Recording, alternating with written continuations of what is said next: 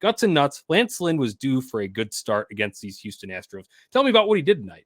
He was going out there and he was diversifying his pitch mix a little bit more. This is something that I talked about with Anthony yesterday. He was working in that curveball more frequently. Some of the recent struggles against this Houston team with this cast of characters from Lance, we saw very much due to that fastball centric approach that he has had for a number of years now. So working in that breaking ball since he's been doing since last August, he was going out there. He was getting some pretty good results. He got himself into a couple of jams, running some deep counts up there, walking a few guys, but he was able to wiggle out of it there for the most part. So he went out there and he put this team in a position to win a baseball game tonight. And that's really what you can ask for on the second night of the season. Right. Steve, we're looking at final line here, 5 2/3, 3 hits, 2 runs, both of them earned, 4 walks, 6 strikeouts, 1 home run, and that home run was the one that chased him, 2-run shot allowed to Kyle Tucker at the end there. But overall, I love the fire, passion, grit, TW. We got some great pitching ninja moments out of Lance Lynn tonight.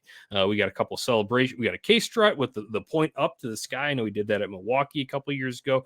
That was the first time he really introduced that, and he's done it a few times. But then we also got the primal scream back in there, and he was fired up. I think as much as we've kind of went back and forth about, like I'm worried about guys going to the World Baseball Classic.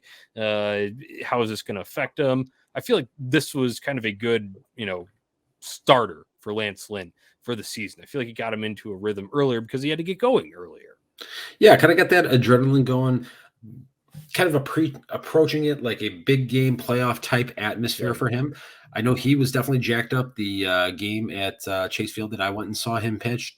So definitely getting the blood pumping a little bit more than you would typically for second game of the season here. So getting ramped up a little bit quicker, like you mentioned there. I think that's pretty exciting to see. And for Lance having the shortened year that he did a year ago due to some of the injury concerns that propped up with him and a knee issue, I think getting him ramped up a little bit quicker, I think that's going to be a good thing for this team and for Lance overall.